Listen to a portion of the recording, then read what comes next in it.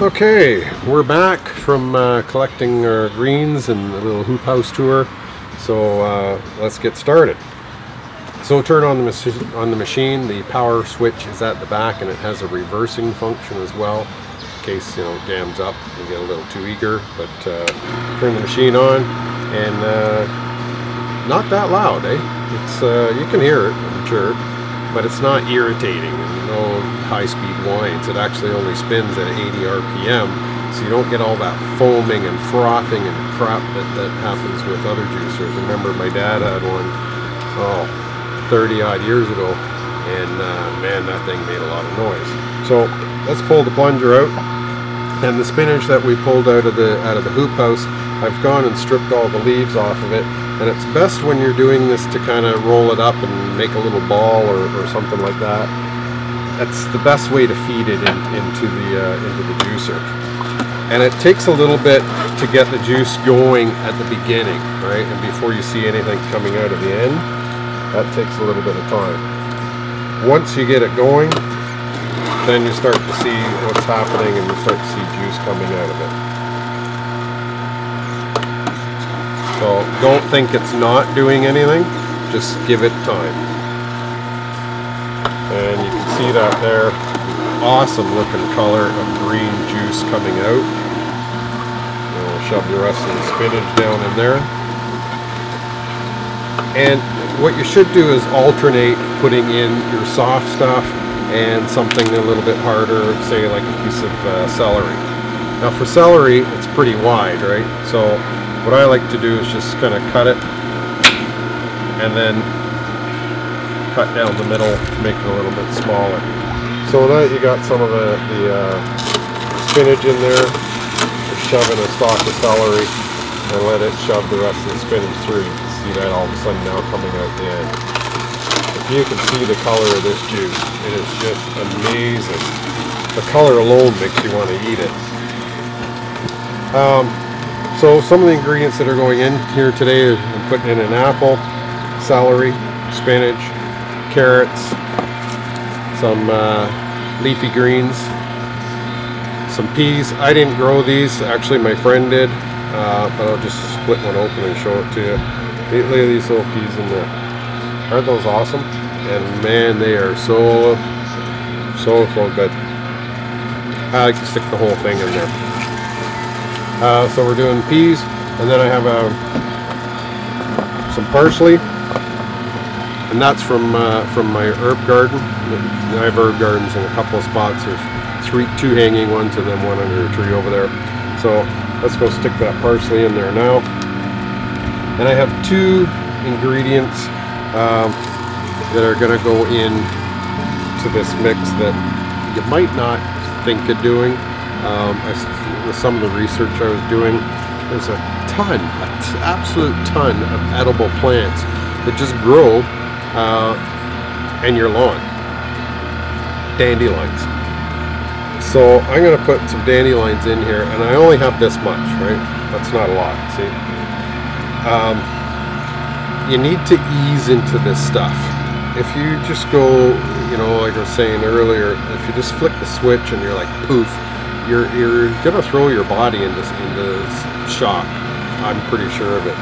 So it's best that you ease into it, both for your physical, your stomach. Some of these greens, that you're not used to, you can end up throwing up afterwards, from what I hear, and that's okay if that happens. Just you need to tone it down. So I'm gonna ease into this really easy, like I said anyway. But dandelions, let's shove them in. Give them a helping hand with some more celery. And you don't always have to use the plunger. If you got a celery stick laying around, then let it be the plunger and give it a helping hand. So let's throw in a little bit more of our leafy greens. Stick them in there. And that's just, salad mix, organic salad mix that I get from the store. I like to try and go to the farmer's market, but it's kind of far away. Well, there's two. There's where I live in Kitchener, there's a lot of Mennonites. and they bring all their produce and stuff to this really cool farmers market in St. Jacobs. There is a farmers market downtown, and that's only on Saturdays. And you know, we'll probably shoot a video and go in there and show you what's in there and what we can get. But try and get the organic stuff that's grown. Oh, with the dandelions, you want to be careful. Like, you know, like pesticides and stuff are pretty much illegal. I don't use any at all, but you want to make sure that where you're getting your greens from, that they're not using pesticides. And if they are, you know, you really need to wash this stuff and make sure that you're on a healthier path, but you're taking in all these chemicals from raw food. Wouldn't be cool, right? The other thing that we're going to put in is some on-the-vine tomatoes, so I know that these don't have pesticides in them. I do have tomato plants, and there's a couple behind the camera actually, and they're just starting to turn. Like they're like orange yellow. They are going to be red, and there is all different kinds of tomatoes that you should use. The different colors are different antioxidants, right? So add lots of color to what you're doing as well. So let's, in this case, go ahead and shove a tomato in there. I love tomatoes.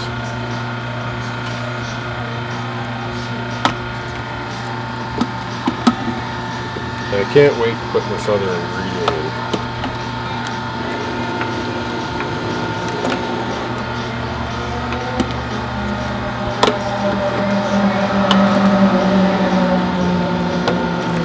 So let's throw a carrot in there now. Kind of help the tomato through. And if you get a really large carrot, you don't want to force that in there because it's pretty hard, right? And with carrots, you know how it has the leafy green on the top, right? You don't need to cut that off. It's a leafy green. So just, you know, if you have it, leave it on there and chuck the whole thing in. Where I bought these, they didn't have the greens on top anymore. They basically cut it off.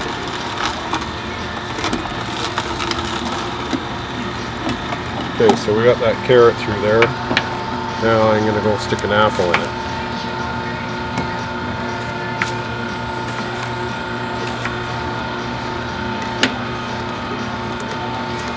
Now I didn't find this recipe anywhere. I'm not a professional, but when it comes to the cooking world, you know, I'm a pretty decent chef. There's some exotic style dishes that you would kind of find in restaurants. You know, butternut squash soup with real maple syrup and homemade whipped cream. Just a dab, and then a touch of nutmeg on the top. That sort of thing in the cooking world is what I'm talking about. So combining foods for raw food is just, you know, just be creative, right? Mix it up a bit. Don't just limit yourself to one thing when you're juicing.